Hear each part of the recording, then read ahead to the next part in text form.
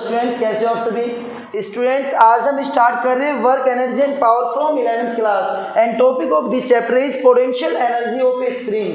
कौन सा टॉपिक है students? Potential energy of a spring. किसी भी स्प्रिंग में पोटेंशियल एनर्जी कैसे स्टोर होती है स्टूडेंट्स, इसको डिस्कस करते हैं।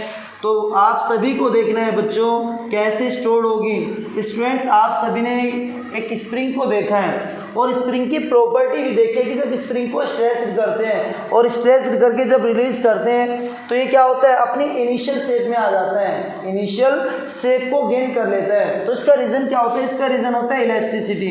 क्या होता है स्टूडेंट्स? इलास्टिसिटी। तो जो इलास्टिसिटी की प्रॉपर्टी होती है, इलास्टिसिटी की प्रॉपर्टी ये होती है स्टूडेंट्स कि कोई भी बॉडी क्या होती है, अपनी शेप में इनिशियल शेप को गेन करने के लिए ट्राई करती है। तो हमने एक स्प्रिंग को लिया और इसका स्प्रिंग कांस्टेंट क्या है? के है। सपोज स्प्रिंग कांस्टेंट क्या है? के। तो अब इस टॉपिक को डिस्कस करें, potential energy of a spring. The work done to stretch a spring. ये स्प्रिंग था स्टूडेंट्स और इसको हमने स्ट्रेच किया। कितनी लेंथ तक स्ट्रेच किया? सपोज ये x डिस्टेंस तक स्ट्रेच कर दिया, यहाँ से F फोर्स अप्लाई किया और F फोर्स अप्लाई करके कितनी डिस्टेंस तक स्ट्रेच कर दिया स्टूडेंट्स? x डिस्टेंस तक। दोबारा रिपीट कर रहा हूँ, the work done to stretch a spring, the work done to stretch a spring in the against of elasticity, in the against of elasticity is stored in the form of potential energy, is stored in the form of potential energy। Students एक बार फिर repeat करता हूँ, the work done to stretch a spring in the against of elasticity is stored in the form of potential energy। Okay students, when a force applied on spring, then spring displaced at dx displaced at x distance, then by Hooke's law, by Hooke's law. तो Hooke's law के according क्या होता है students?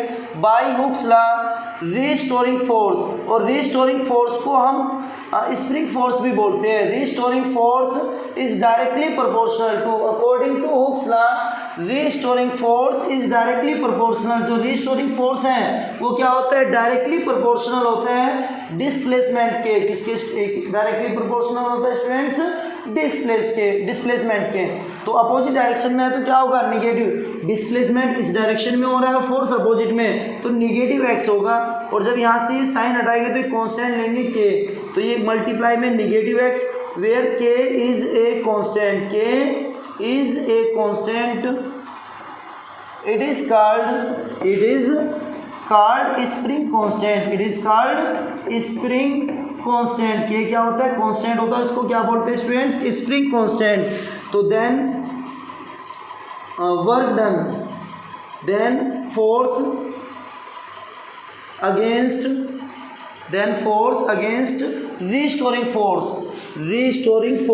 तो restoring force के against कितना force apply होगा? जितना फोर्स फॉरवर्ड डायरेक्शन में होगा उतने बैकवर्ड डायरेक्शन में, तो इट्स मीन F इक्वल होगा निगेटिव F डैश। F किसके इक्वल होगा? Negative F dash. और इसकी वैल्यू आ गई, F डैश की वैल्यू होती है निगेटिव KX। कितना होता है स्टूडेंट्स? Negative KX। तो निगेटिव कितना हो गया? Positive KX। If spring displaced at small distance dx, अगर हम स्प्रिंग को एक स्मॉल डिस्टेंस dx तक डिस्प्लेस करते हैं, देन वर्क डन, जब डिस्प्लेसमेंट बहुत स्मॉल है तो वर्क भी क्या होगा स्टूडेंट्स? बहुत स्मॉल होगा, और वर्क इक्वल होगा force into displacement, F into dx। तो ये वैल्यू पुट कर देते हैं यहाँ से, तो dw इक्वल, और F की वैल्यू कितनी है स्टूडेंट्स? F की वैल्यू है kx। कितनी है? kx, और इंटू dx। तो ये आ गया स्प्रिंग को स्मॉल डिस्टेंस dx तक डिस्प्लेस करने में वर्क, और टोटल वर्क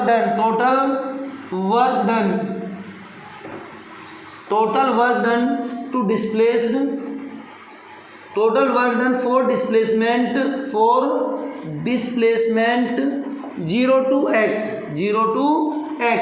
तो 0 से x तक डिस्प्लेस करने में जो टोटल वर्क डन होगा वो कितना होगा? इंटीग्रेशन करेंगे स्टूडेंट्स दोनों साइड का, और dw का इंटीग्रेशन हो गया w, और कहाँ से कहाँ तक? 0 to x, और kx इंटू dx, तो k को बाहर रखा, इंटीग्रेशन कर दिया 0 to x dx।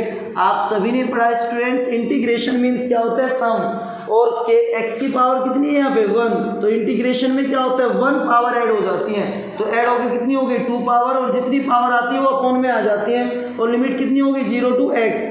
तो w इक्वल यहाँ से आ गया k इंटू, और लिमिट पुट करने का क्या प्रोसेस होता है, upper limit negative lower limit, तो x square by 2 negative 0 square by 2, और 0 का स्क्वायर कितना हो गया 0, तो 0 को 2 से डिवाइड करेंगे स्टूडेंट्स, ये हो गया 0, तो यहाँ से w इक्वल आ गया formula 1/2 k x square, w equal 1/2 k x square. This work stored in the form of, this work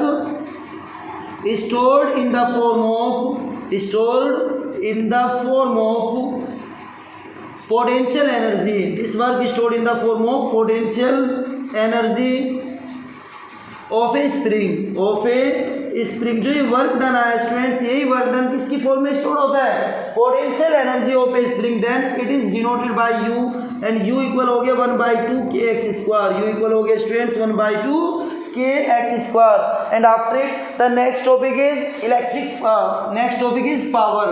इसके बाद स्टार्ट कर रहे हैं students power. What is power, तो पावर को डिस्कस करते हैं स्टूडेंट्स। पावर क्या होता है, पावर एंड पावर इक्वल होता है वर्क अपॉन टाइम। पावर किसके इक्वल होता है स्टूडेंट्स, वर्क अपॉन टाइम। तो मैं आपको बताया था अपॉन में टाइम है, तो डेफिनेशन में क्या लिख सकते हैं रेट, तो the rate of doing work, the rate of doing work is called power, the rate of doing work is called power. एक बार फिर रिपीट कर रहा हूँ, the rate of doing work is called power. It's mean एक example से समझते हैं student. Energy and power में बहुत स्मॉल डिफरेंस होता है दोनों की डेफिनेशन में। एनर्जी होती है the capacity of doing work, the capacity of doing work is called energy, the capacity of doing work is called energy, but the rate of doing work is called power. दोनों में बहुत small difference है। तो power को थोड़ा discuss करते हैं, power क्या होती है स्टूडेंट्स। अगर दो बच्चों को कोई काम दे दिया गया और किसी सपोज कोई खेत ही दे दिया, भाई एक एक खेत को यहाँ पे खोदना है, दोनों स्टूडेंट्स को इक्वल दे दिया, और एक ने क्या किया, दोनों में कैपेसिटी है, दोनों खेत को खोद सकते हैं, तो इट्स मीन एनर्जी तो दोनों में है, वर्क करने की कैपेसिटी तो। बट अगर जो जल्दी खेत को खोद रहा है, it's mean he has more power, he has more power, क्योंकि जो पावर होती है वो टाइम पे डिपेंडेंट होती है और इन्वर्सली प्रोपोर्शनल होती है। अगर टाइम इंक्रीज हो रहा है, किसी भी काम को करने में टाइम ज़्यादा लग रहा है, इट्स मीन पावर लेस है, कम है। अगर टाइम कम लग रहा है तो पावर क्या होगी, ज़्यादा होगी। ये डिक्रीज होगा तो ये इंक्रीज होगा, ये इंक्रीज हो रहा है तो ये डिक्रीज होगा। तो पावर क्या होता है, the rate of doing work, the rate of doing work is called power. And power equal हो गया वर्क अपॉन टाइम, तो इस फॉर्मूले को हम लिख सकते हैं power equal work dw upon time dt। Upon में टाइम क्या हो गया students, dt। It is a scalar quantity, it is a scalar quantity. The unit of power, the unit of power is joule per second, unit of power is joule per second. And joule per second को बोलते हैं watt, क्या बोलते हैं students, watt. The other units of power are kilowatt, तो 1 kilowatt equal होता है 10 to the power 3 watt. 1 megawatt, और मेगावाट में होता है 10 to the power 6 watt. The other unit of power is in mechanics, जो जितनी भी मैकेनिक्स में मीन्स जितनी भी मशीन की पावर होती है वो उसके लिए एक स्पेशल यूनिट का यूज करते हैं। जितनी भी मशीन्स होती हैं उनकी पावर को फाइंड करने के लिए, मेज़र करने के लिए हम एक स्पेशल यूनिट का यूज करते हैं, उसको बोलते हैं हॉर्स पावर। क्या बोलते हैं students, horse power. In mechanics the unit of power is horse power, और शॉर्ट फॉर्म में लिखते हैं HP। और 1 हॉर्स पावर इक्वल होता है 746 वाट। कितना होता है स्टूडेंट, 746 वाट। इसके बाद नेक्स्ट टॉपिक है relation between power and velocity. Relation between power and velocity, relation between power and velocity, इन दोनों में क्या रिलेशन होता है स्टूडेंट्स, इसको डिस्कस करते हैं। Relation between power and velocity, we know that work equal क्या होता है students, force into displacement. Work equal होता है force into displacement. And power equal power P equal dW upon dt। अगर हम ये dW की वैल्यू यहाँ से पुट कर देते हैं तो FdR और अपॉन में dt, तो डिस्प्लेसमेंट अपॉन टाइम क्या स्टूडेंट्स, डिस्प्लेसमेंट अपॉन टाइम क्या होता है, डिस्प्लेसमेंट अपॉन टाइम होता है velocity. It's mean power equal हो गया force into velocity. This is the relation between power and velocity. Okay.